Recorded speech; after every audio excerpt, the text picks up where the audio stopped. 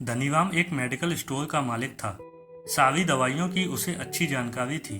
10 साल का अनुभव होने के कारण उसे अच्छी तरह पता था कि कौन सी दवाई कहाँ रखी है। वह इस व्यवसाय को बड़ी सावधानी और बहुत ही निष्ठा से करता था। दिन भर उसकी दुकान में भीड़ लगी रहती थी।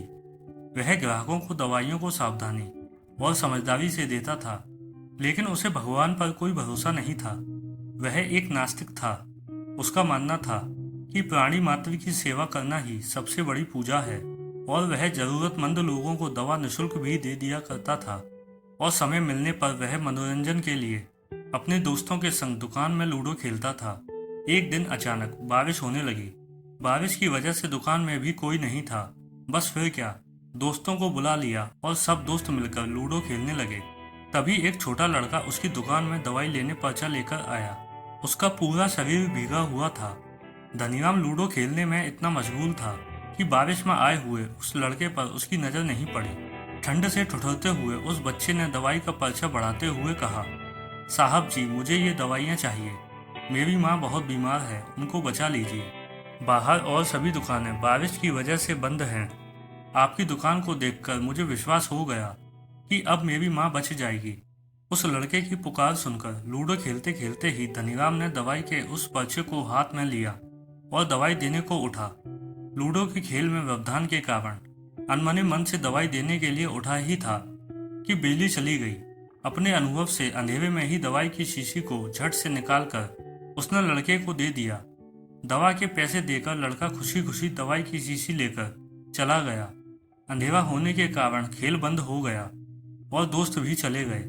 अब वह दुकान को जल्दी बंद करने की सोच रहा था, तभी लाइट आ गई और वह यह देखकर दंग रह गया कि उसने दवाई समझकर उस लड़के को जो दिया था वह चूहे मारने वाली जहरीली दवा की शीशी थी, जिसे उसके किसी ग्राहक ने थोड़ी देर पहले लौटाया था। और लूडो खेलने की धुन में उसने अन्य दवाइयों के बीच यह सोचकर रख दी थी कि खेल समाप्त होने के बाद उसे फिर से अपनी जगह वापस रख देगा। उसका दिल जोर जोर से धड़कने लगा। उसकी 10 साल की विश्वसनीयता पर मानो जैसे ग्रहण लग गया।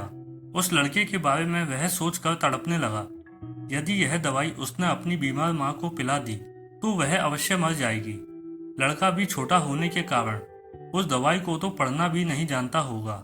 एक पल के लिए वह अपने लूडो खेलने के शौक को कोसने लगा और दुकान में खेलने के अपने शौक को छोड़ने का निश्चय कर लिया।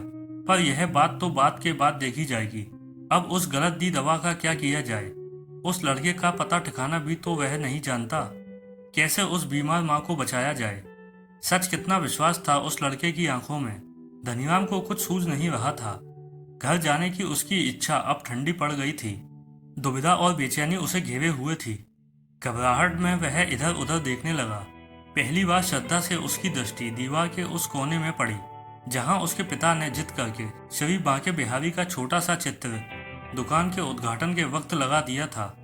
पिता से हुई बहस में एक दिन उन्होंने धनीराम से श्री बांके बिहारी को कम से कम एक शक्ति का रूप मानने और पूजने की मिन्नत की थी।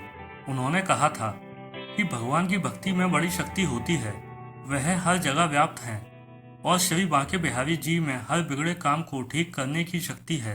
धनीराम को यह सारी बात याद आने लगी। उसने कई बार अपने पिता को भगवान की तस्वीर के सामने हाथ जोड़कर आंखें बंद करके कुछ बोलते हुए देखा था।